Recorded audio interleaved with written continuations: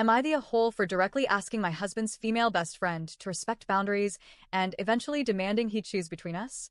I, 28F, have been married to my husband Jake, 30M, for 3 years, and we've been together for 6. For most of that time, there's been a third person in our relationship, not in the physical or romantic sense, but emotionally. Her name is Mia, 29F, Jake's best friend since college. I met Mia just a few weeks after Jake and I started dating. From the very beginning, it was clear that she was a big part of his life. They had this close, effortless dynamic, the kind where they finished each other's sentences, had inside jokes I didn't get, and shared a history that seemed to bond them more tightly than most platonic friendships I'd ever seen. At first, I tried to be chill about it.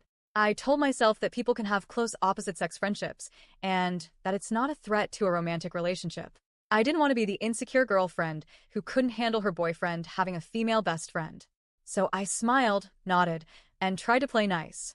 But over time, that patience turned into quiet resentment.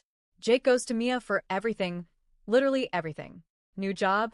He runs the offer by her first. We have an argument? He texts Mia for advice before he even finishes hearing my side. When we plan our anniversary dinners, he'll ask her opinion on restaurants or gift ideas. It's like she's his emotional co-pilot, and I'm just the person in the back seat tagging along. I want to be clear.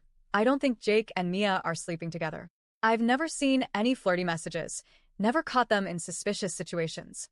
But there's a kind of emotional intimacy between them that feels almost deeper than what I share with Jake.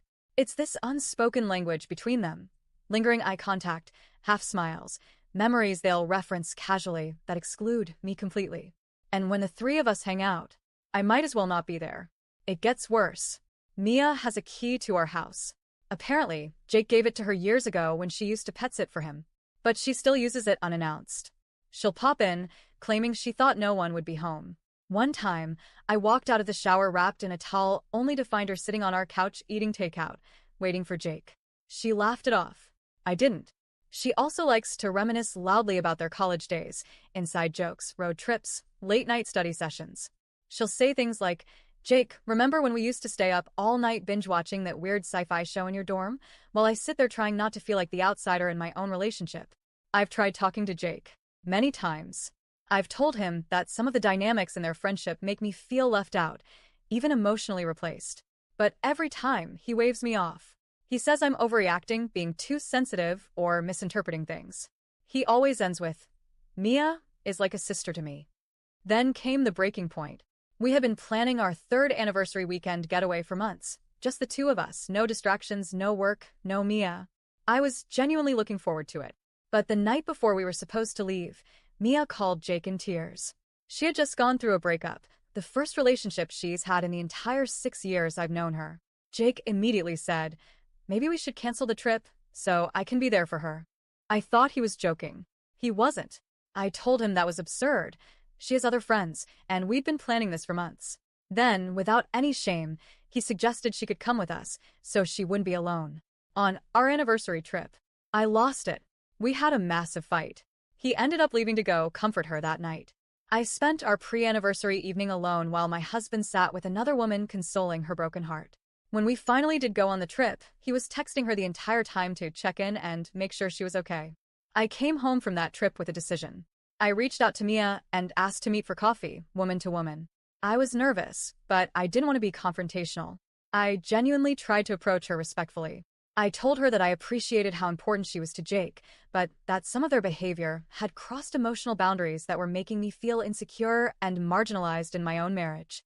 I asked if she could just consider giving us more space as a couple, maybe cut back on the constant phone calls, respect our home as our space, and be more mindful about how their closeness might be affecting me. I really thought I was being mature and level-headed. But Mia didn't take it that way. She immediately got defensive. She told me I was being insecure and controlling. She said she had known Jake long before I came into the picture, and that if I had a stronger marriage, I wouldn't feel so threatened. Then she said something that honestly crushed me. Maybe you should focus on being a better wife instead of trying to control his friendships. When I told Jake about our conversation, he was livid. Not at Mia, at me. He said I had no right to ambush his best friend behind his back. He accused me of being jealous and emotionally manipulative. Apparently, Mia called him sobbing afterward and said she felt attacked. Now Jake is treating me like I betrayed him. Some of our mutual friends, the ones who have seen Mia and Jake's closeness and always thought it was cute, say I went too far, that I should have dealt with Jake directly instead of confronting Mia. But I did. For years. Nothing changed. So after that, I blocked Mia on everything. And then I told Jake, flat out, I can't keep living like this. I need to feel like your partner, not a third wheel.